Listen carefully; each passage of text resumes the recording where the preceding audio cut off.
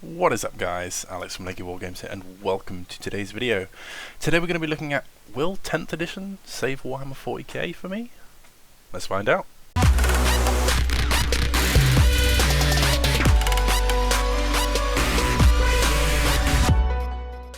Hey guys, Alex here, just coming in the lovely post-editing section of making this video. I just wanted to say that today's video doesn't have anything up on the screen really to look at. I'm just going to drag the thumbnail all the way through because this is more sort of a ramble slash storytelling slash just putting thoughts out there kind of idea, and I just wanted to let you guys know that because I know that this one is quite long and I'm now making it longer by putting this in here. But yeah, so if you are hobbying away, or you know, if you're driving and you're just listening to this sort of in the background, then just carry on doing what you were doing because there's nothing to really sit down and watch. So if you were planning to do that, then go get some hobby done, get your brushes out, get your clippers, get your glue out, and just hopefully listen along and enjoy this one. And yeah, as I'm going through, if there's any points that I make you guys want to talk about in a discussion, or it cements any ideas that you guys want me to talk about in the future, then please let me know, because again, this is a sort of a story filled one where I'm just putting some of my ideas out there, and by doing so I'd love to start many more discussions and thoughts and ideas for future stuff, where we can do more sort of focused in content rather than this kind of just brainstorming, letting the ideas out loose into the world of my YouTube. And yeah, we'll just let this one go because I'm waffling now. I'm rambling on about a video that's about to ramble on, so shh, let the show begin. So grab your hobby brushes, and I hope you guys enjoy this one, and I'll see you when this one starts. Okay, so today's video is going to be a bit of just a talk through, a bit of a no one direction for this video, I suppose. There's a lot to unpack and a lot to talk about. Obviously, big news is Warhammer 40,000's 10th edition is on the way, and there are lots of people very excited for it. It's a big shake up to the game. I don't think a lot of people are very happy with 9th edition, all for various reasons. There's a lot of sort of faff and mess around that kind of game, rule set even for 9th, that a lot of people weren't happy with. So I think 10th has this really optimistic feeling around it that, you know, it's going to lift some of that darkness and really bring the game back to sort of some of the good feelings that I know it has for a lot of people. I'm not saying that's the case for everyone in 9th. I'm sure lots of people have some good memories of it, and there was lots of fun to be had. As with every rule set and edition for any game that comes out ever, there are pluses and minuses towards it, I'm sure. For me personally, I haven't played 40k in a very, very long time. It's probably been since 6th, swapping over to 7th edition, I want to say, maybe like halfway through 7th that I dipped out of 40k, so I've missed 8th and 9th edition and majority of 7th edition. I started off in 4th edition, and I owe a lot to Warhammer 40k because that was my gateway into the hobby for me. A friend had an Imperial Guard collection and got Dawn of War, the original one, when that came out, and we were friends in school, and then I saw it and I was like, wow, I was like, what is this? This is really cool. And just seeing like Space Marines running around on his laptop and just blowing stuff up was lots of fun. And then he showed me the models and I was like, that's really cool. And I got the little starter paint set back in the day that used to come with like the 5 monopose Marines. You had the Sergeant, a Rocket, a Flamer, a couple of guys with bolt guns, and then you got like, you know, just one blue, one yellow, one green paint, one red paint, that kind of thing. And yeah, I was just hooked from that day forth. And after using that starter paint set, my stepdad showed me he had like old lead, like D&D, like dwarfs, goblins, and like these weird like lizard creatures. Still to this day, know really nothing about them. I still have them.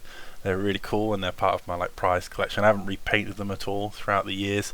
They are just, you know, they are forever in that sentimental value for me, so they will just stay as they are. Even the ones that are only like half painted or not painted at all, or painted horribly, like that's just, they were the humble beginnings. As such as some of the Space Marines, I've still got those, so I might show them off later, maybe. We'll see. We'll see what happens.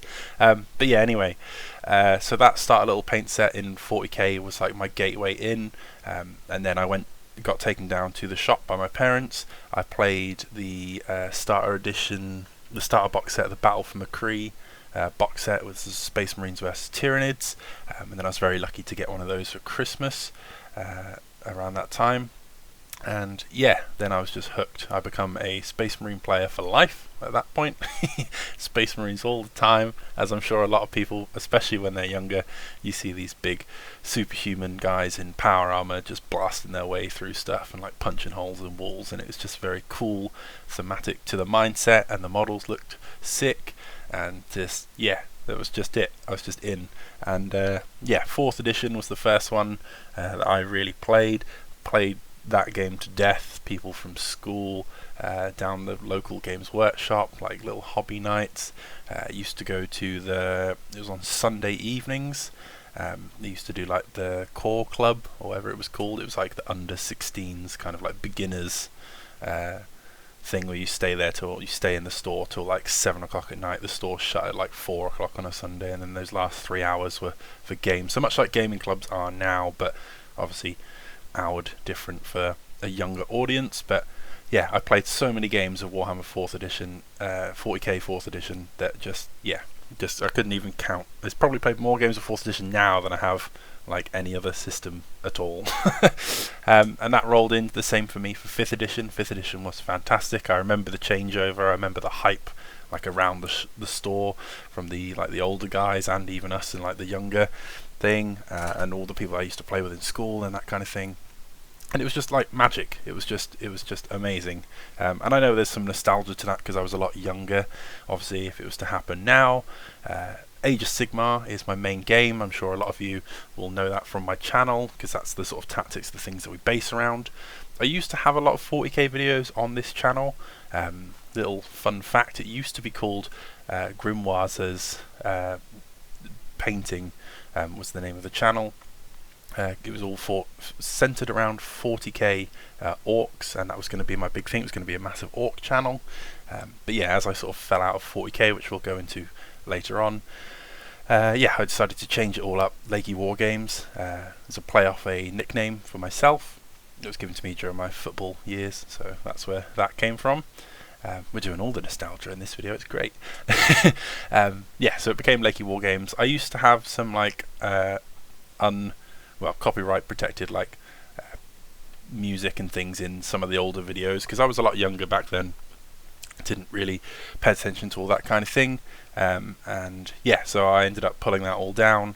Then I wasn't sure if YouTube was going to be like my thing, and then yeah, rebranded it to Lakey Wargames, and now we're here doing it properly. So proper logos, proper non-copyright fringing stuff as we go. So yeah, anyway, back on track. So yeah, 4th, 5th edition 40k, I remember the changeover, absolutely magical times. Again, probably a bit nostalgic because I was younger. And in Sigmar now, I think after 40k 10th edition, you know, we're going to go from Age of Sigmar 3 to Age of Sigmar 4, and as cool as it is changing editions, they're probably not as magical now that I'm a little bit older. It's just kind of like, oh, okay, now I've got to learn some new stuff and whatever. But I feel like with 40k 10th edition, I think the shadow of the negativity that was 9th edition, it feels different this time. I don't know if it's because it's 10th edition, maybe because it's a big number. Maybe that's got something to do with it, I'm not sure. But for me, I missed out on mainly 7th and 8th edition, and I tried to look back into 40k in sort of when it transitioned from 8th to 9th, and the game was just so far removed from what I remember, and it looked like such a mess to me that I couldn't get back into it. I tried, because 40k, the models these days, they are beautiful. Like Age of Sigmar ranges are absolutely stunning. There's still a few older like fantasy kits that just look very yeah, out of place. I'm looking at you, Skaven, your entire range, bar some of the heroes. But 40k is, yeah, they've got some absolutely fantastic models, and it's just completely different, isn't it? I mean, it's massive, like aliens and like tanks and robots and big guns and things. Like, I love Sigmar and I love fantasy, and that's more of my sort of bread and butter setting, but there's something really cool about the sci-fi element that 40k brings to the table that you just can't capture in any other sort of fantasy game. And Games Workshop obviously have their IP and things that are tied to just them, and that's stuff that anyone that's been around Games Workshop long enough, I think we all love it. Whether you play like Lord of the Rings, whether you're into something like Gorka Morka, 40k just has that sort of lure and that pull to it. And some of the modern sculpts, looking at some of the stuff that's coming out for 10th, like the new Tyranids and things, like it just, as with everything that they're doing these days, it's just getting better and better. The new World Eater stuff, like the Angron model, that is just amazing. Like, I nearly brought into those, even though I had no intention of playing 40k. I just wanted some because they looked so damn cool. And yeah, so I think 10th edition, looking at the previews and the rules and the things that are coming out, it's looking very, very promising. I started this point off by saying I tried to get back into 40k from the changeover from 8th to 9th, but the game just seemed so much of a mess, and it really put me off. And I think that might be the same for a lot of people trying to come back into it, and 10th edition will be that sort of, hopefully, that saviour, and bring a lot of people back in. I know obviously it's a very popular game. I make it sound like it's dying out or something, and no one's playing it anymore, which is ridiculous, because 40k is absolutely huge and very popular across many places. But I also think it's probably got the most people that have played it at some point and also dropped it at some point. Like, I've never completely pulled out of a game. There are things like Lord of the Rings, or The Hobbit as it's now known, or Middle-earth strategy battle games that got rebranded a third time. I can't say I really play that regularly anymore. I still have some of my models, but I've never like fully just been like, I would never play that. Not interested in playing that again. Like, if it came around, then I would. There's a lot of people in the local club to me now where I've moved that played Lord of the Rings, and I like look over it and I'm like, yeah, sick. Like, I might get back into that. I might, make it more of a regular thing. But 40k was one of those things that picked up, ran with it for so long, and I think because it was such a big thing to me, that when I decided to put it down, it was very hard to then, want to come back in, because it's like, this isn't the game that I fell in love with, and it's so far removed from that. It was just very difficult.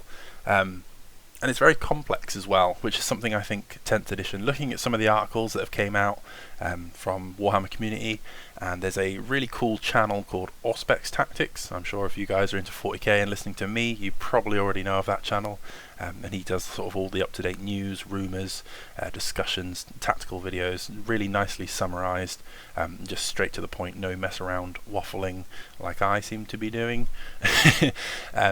But yeah, just looking into how 40k 10th edition is shaping up, it's looking a lot more streamlined. I know a lot of people have been saying they've been taking things from Age of Sigmar and putting them across, and that's not a bad thing. I think Age of Sigmar as a game designed is really nicely balanced. It has its few issues, but they're nothing that sort of completely breaks the game. Like for me, 40k was the time that made me start stepping out was when Apocalypse stopped being its own thing, and all of the super heavies got sort of rolled into the game. So the Imperial Knights came out, then you had like things like the Bane Blades and all its variants, and Night Titans coming into like the regular game.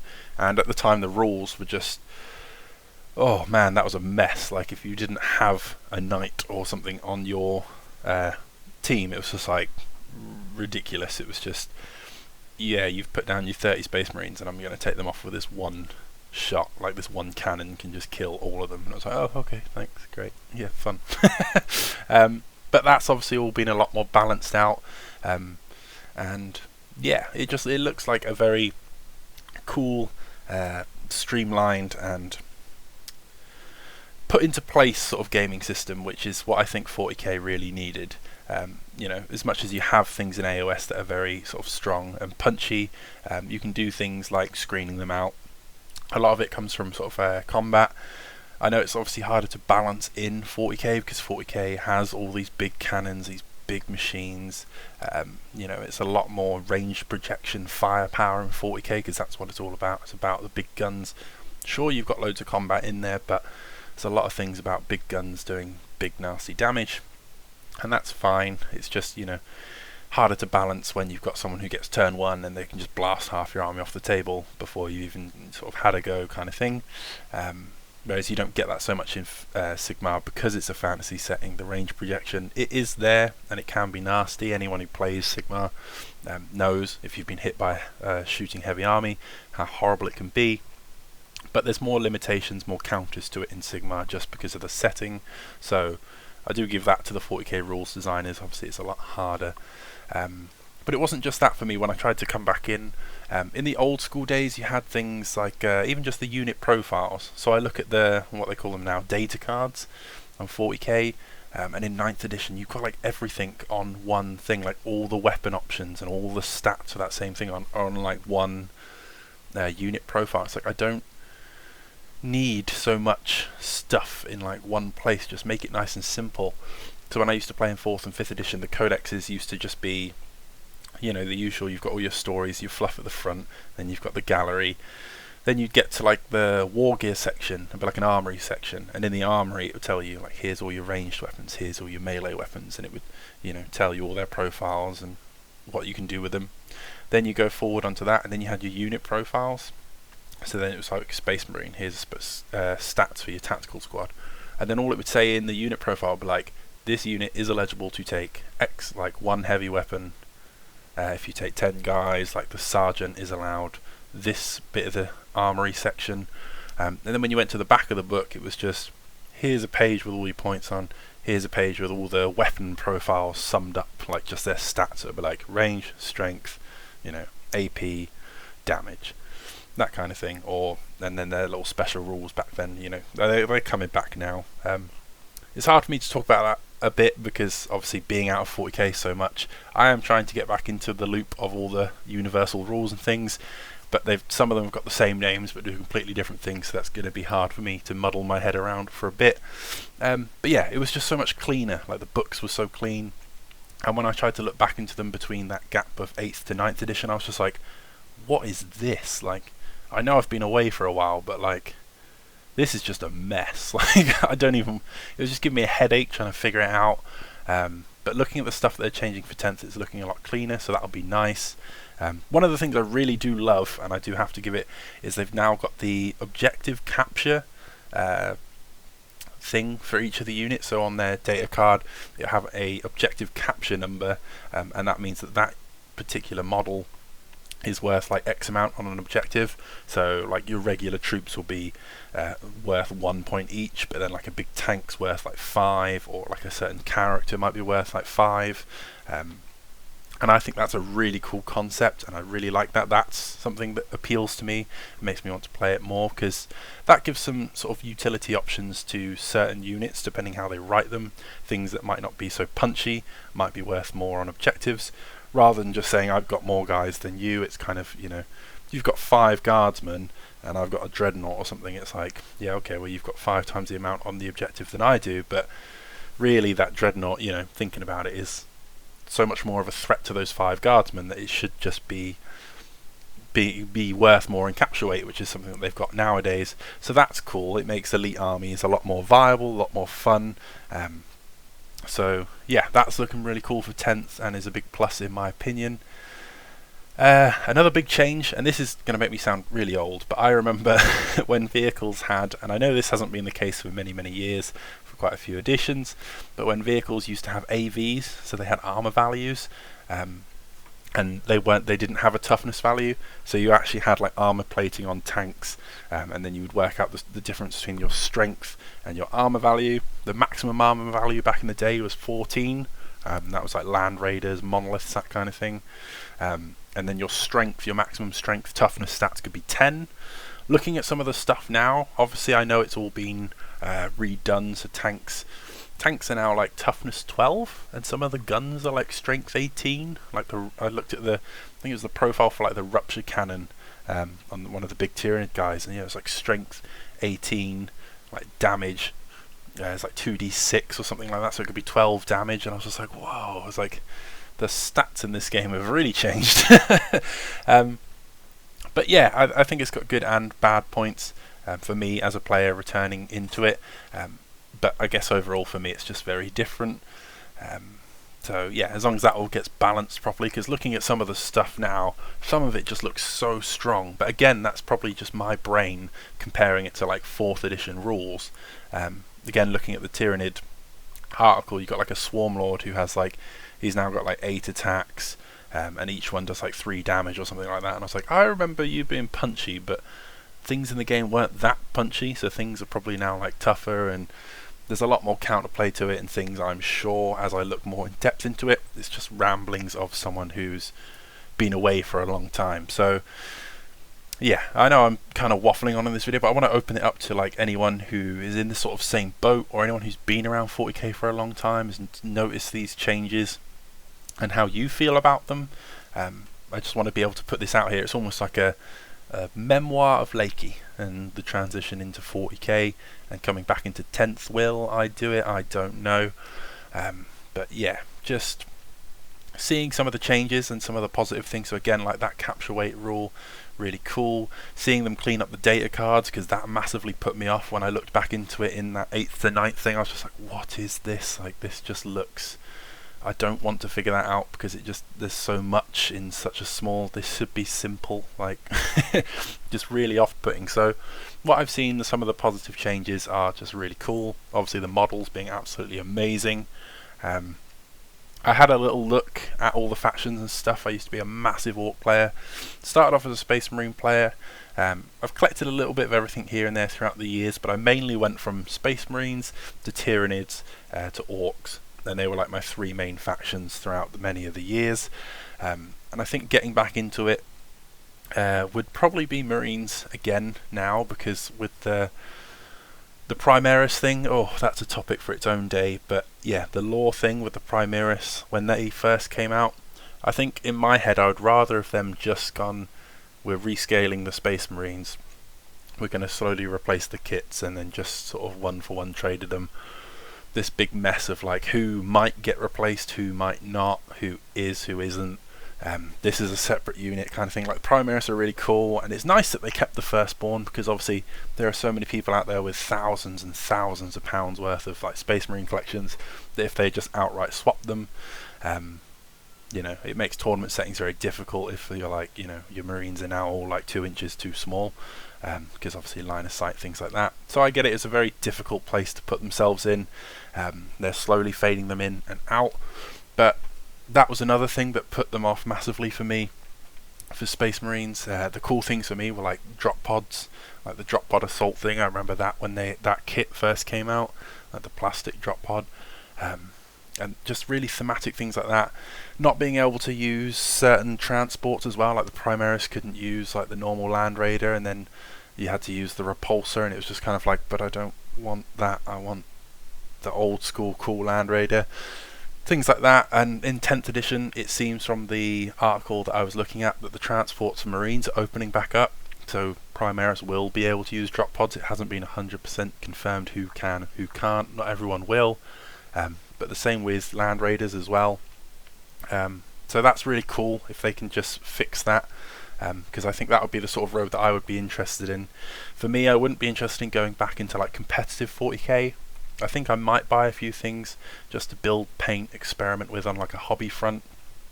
But yeah, just to build something sort of thematic like that would be really nice. Like some of the Primaris units are really, really cool, like Hellblasters, I think they're called, the guys with like the big plasma guns. Like they are sick. Like that's everything you want, like a big badass looking Marine, massive plasma gun.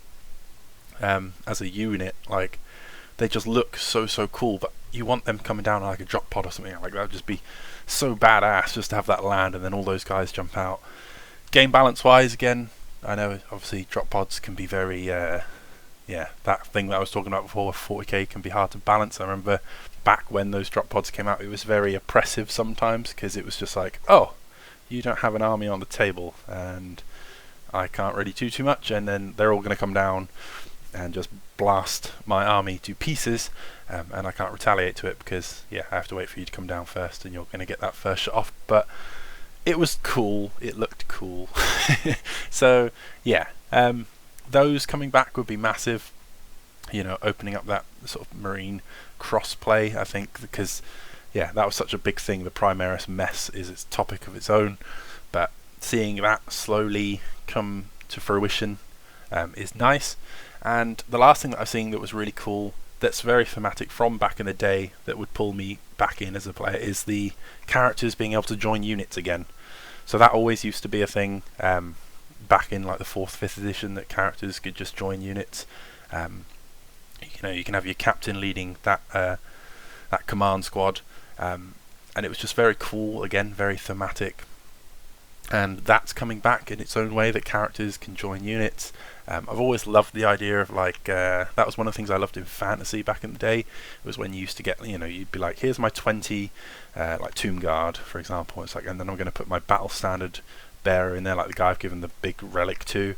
Then I'm also going to put like my Tomb King in there, and then also a little Tomb Princess. So it's like your command, your big command, your leader. I'm like, here's my like royal troop of elites, and they're all going to go out and just be this sort of badass sort of Death Star, Death Ball kind of unit. And just being able to see characters leading units is, well, that's what it's all about, really. We take on this role as a general, sort of leading the force, but then having the characters actually commanding the troops on the tabletop, rather than just being their own kind of, it's nice to have these big standout characters that go off and do their own thing.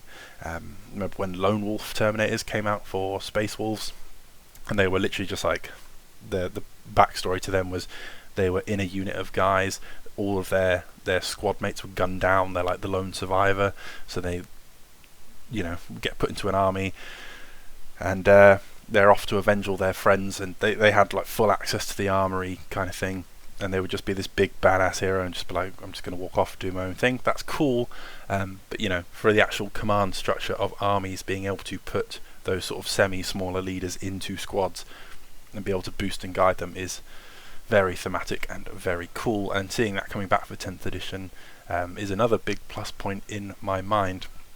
So I have to say, with some of the changes I've really seen, it is turning my head again. Again, mainly the model range being absolutely beautiful, but now that the rule set might not be so, I don't know, just such a hot mess from what I saw from that crossover from 8th to 9th. Again, I'm going to have to look into it a lot more, but as a older player from back in the day of the 4th, 5th editions, I'm sure there are a lot of people that have been around since sort of Rogue Trader days, maybe like 2nd edition 40k, that sort of feel that same way, or they might have loved it. You might have loved it all the way through. But as someone who fell out of love with the game, I have to say it's looking positive and is making me want to turn around and play it again. But I would love to hear what you guys think about it. Will 10th edition be the edition that brings you back in? Have you guys played it all the way through? Is it something that you've never played before and it might appeal to you?